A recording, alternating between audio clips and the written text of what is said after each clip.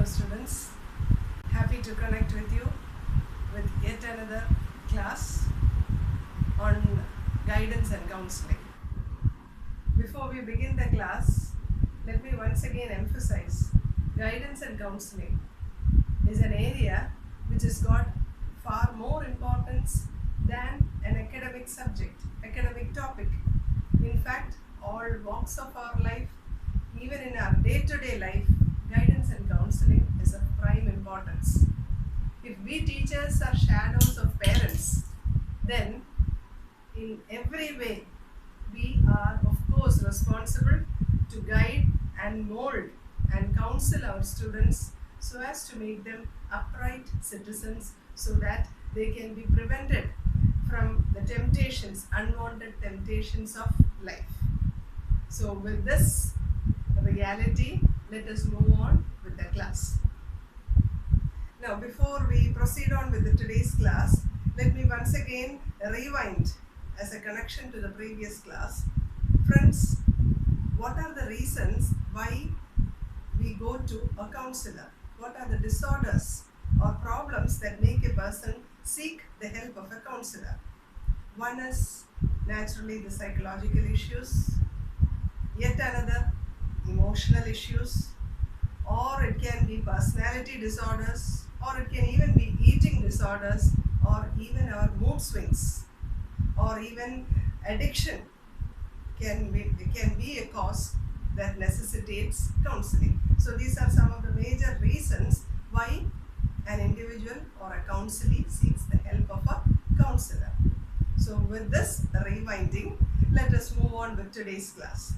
So in order to get a better understanding of today's class, I would ask you to once again have a flashback of what we have learned in the previous class, that is on types of counseling. We had discussed on two major types of counseling, namely directive counseling put forward by E.G. Williamson and non-directive counseling by Carl Rogers. So today we shall move on with yet another type of counseling, a very important type of counseling, which we call as eclectic counseling. So with this thought or with this reality, guidance and counseling will lift a person from depth of despair to care and compassion. That is the magic of guidance and counseling. So with this, we will move on to today's lesson on eclectic counseling. Eclectic counseling. This was proposed by F.C.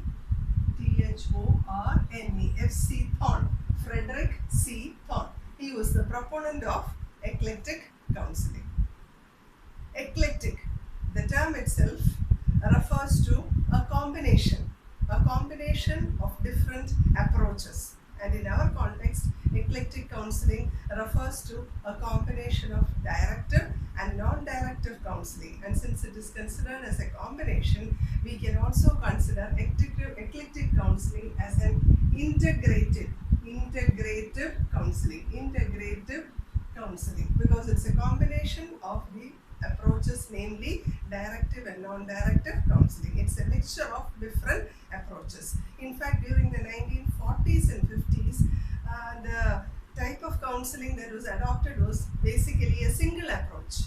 If it is if it is directive counseling, directive alone, or non-directive alone. But by 70s, this combination of different approaches began to have an upper hand, and from then on, eclectic counseling began to have an added importance. Now, in eclectic counseling, the role of counselor as well as the role of counselee, they both play an active as well as a passive role. Counselor at times is very active, at times he is passive. Same way with counselee also, in eclectic counseling, the counselee also plays a double role, a dual role, at times active, at times passive. Then if you look at yet another characteristic, there is freedom of choice and freedom of expression. There is freedom of choice and expression for the counselor as well as the counselee. And then again, very important depends upon the skill of a counselor. How well eclectic counseling functions always depends on the skill of a counselor, the professional expertise of a counselor. So these are some of the basic characteristics of eclectic counseling. And one more characteristic feature is that in eclectic counseling, the counselor begins with directive counseling. അതായത് കൗൺസിലിയുടെ പ്രശ്നങ്ങളെ ചോദിച്ച് മനസ്സിലാക്കിക്കൊണ്ടാണ് councillor begins the counseling session, directive counseling.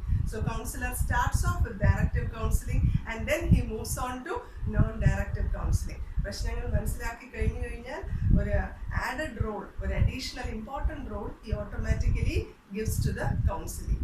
So in eclectic counseling, the counselor plays what you call counselor starts with the directive counseling and then moves to non-directive. So this is the basic characteristic features of eclectic counseling, and a counseling that has the combination of two different approaches. So if this is eclectic counseling, let us see what are the plus points, what are the positives of eclectic counseling. So moving on to what are the advantages of eclectic counseling. The first and foremost advantage is that it is flexible. There is no set path for the counselor and counselee. They have the freedom to exercise their choice, to exercise their freedom of expression. So flexibility is there for both counselor as well as the counselee. Flexible. Then yet another advantage is that it is multifaceted. Multifaceted approach. Eclectic counseling, or you can also call it as eclectic therapy. It has got a therapeutic approach. It is also a therapeutic approach. So here it is multifaceted. Why do we call it multifaceted? Because in eclectic approach, a single problem can be approached from different angles. That is again an advantage of eclectic counseling. Then you can say that it is more economical. Economical in the sense there is less time needed, less energy needed because different approaches are used. അപ്പോൾ വളരെ പെട്ടെന്ന് തന്നെ ഒരു effective സൊല്യൂഷനിൽ എത്താനായിട്ട് ecliptic കൗൺസിലിംഗിൽ കൗൺസിലറിനും കൗൺസിലിക്കും സാധിക്കുന്നു. So it is economical. Then yet another advantage is that it is effective. Depending on the nature of the problem, depending on the circumstances of the counselee, the solution is arrived at. വളരെ സ്വീകാര്യമായ രീതിയിൽ കൗൺസിലറിനും കൗൺസിലിക്കും വളരെ conducive ആയിട്ടുള്ള ഒരു അറ്റ്മോസ്ഫിയറിലൂടെയാണ് സൊല്യൂഷനിലെത്തുന്നത്. അത് കാരണം because you are making use of different approaches. Counselling സെഷൻ്റെ പല അവസരങ്ങളിലും ഡയറക്റ്റീവും നോൺ ഡയറക്റ്റീവും മാറി മാറി ഉപയോഗിച്ച് ഒരു ഇഫക്റ്റീവ് സൊല്യൂഷനിലെത്താൻ സാധിക്കുന്നു.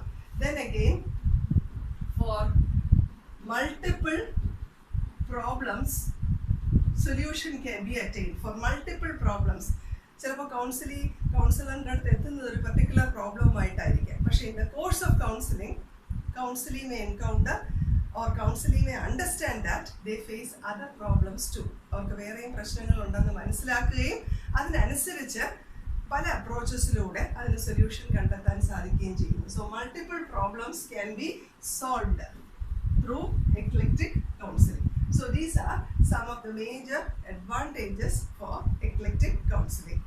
Now, moving on to, and naturally one more advantage, what we have already discussed in characteristic features, freedom of choice and expression.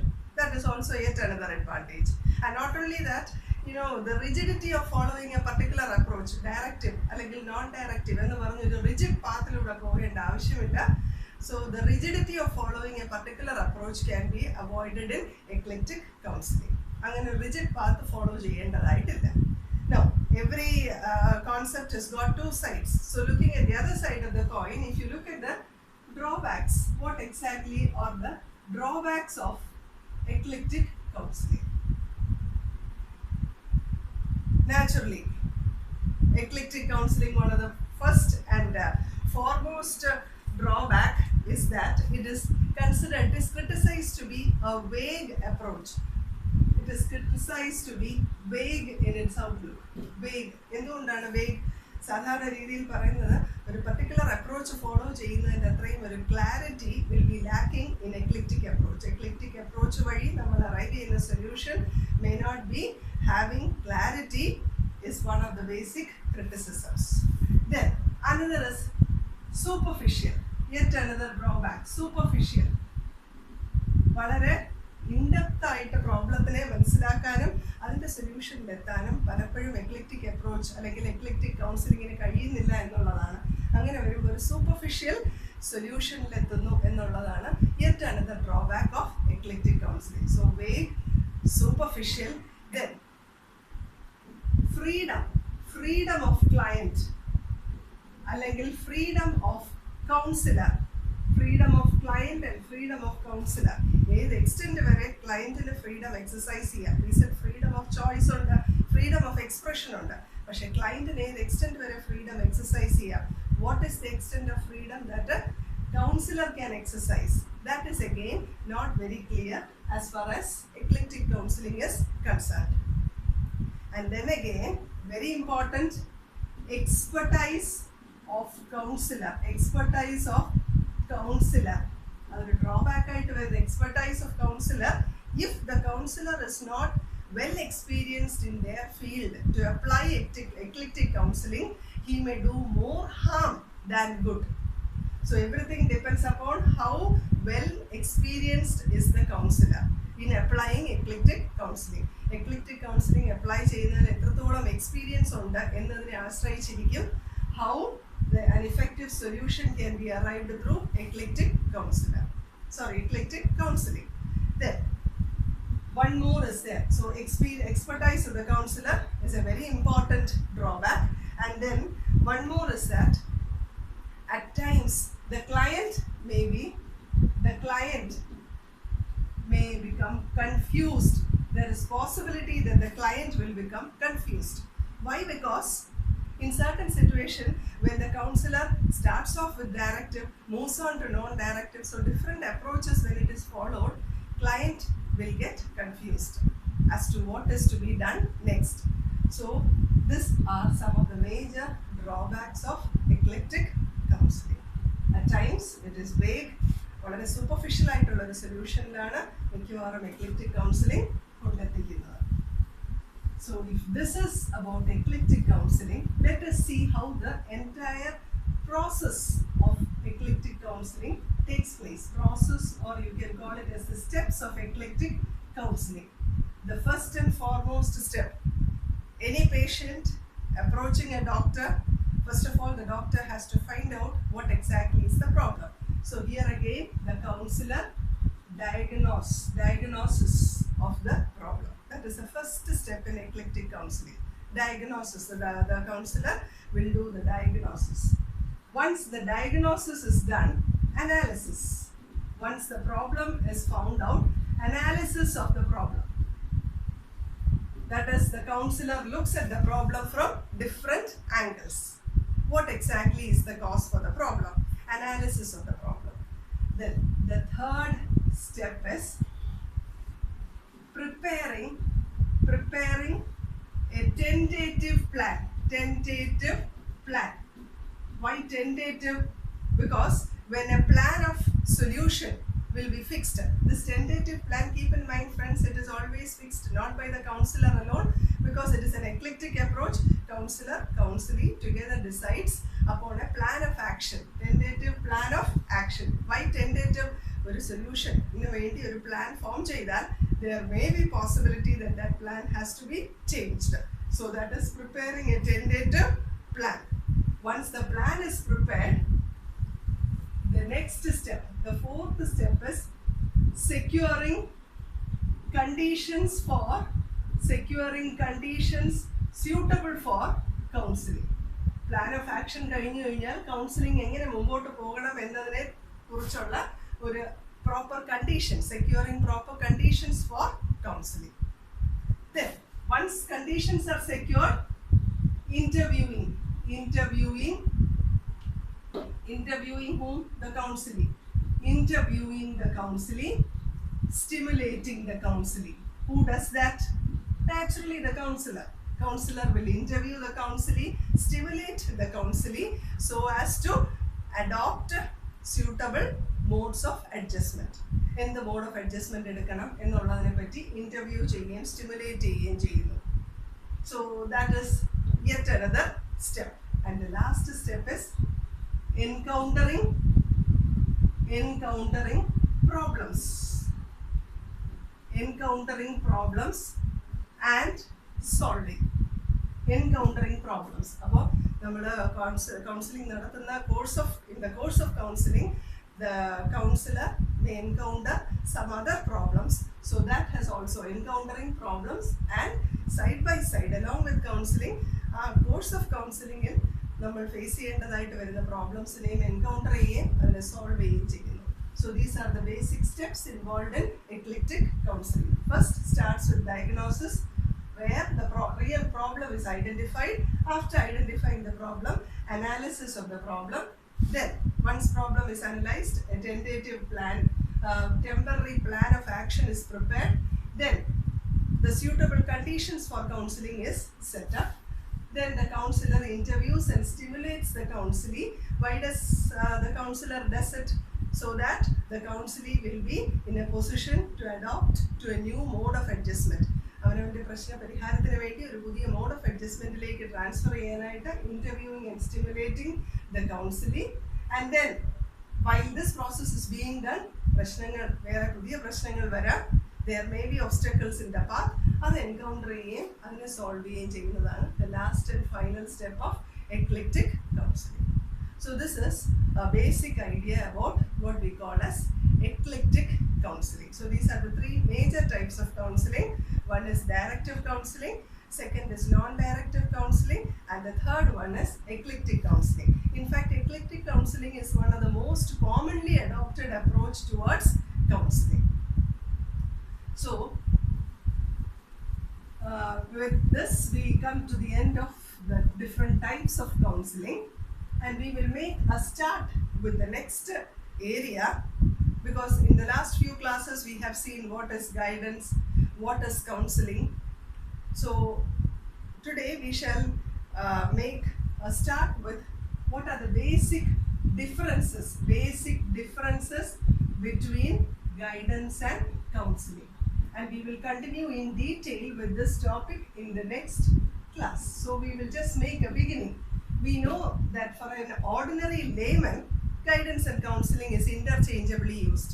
But as a student of psychology, as a student of an academic discipline, you need to understand that there are certain basic differences.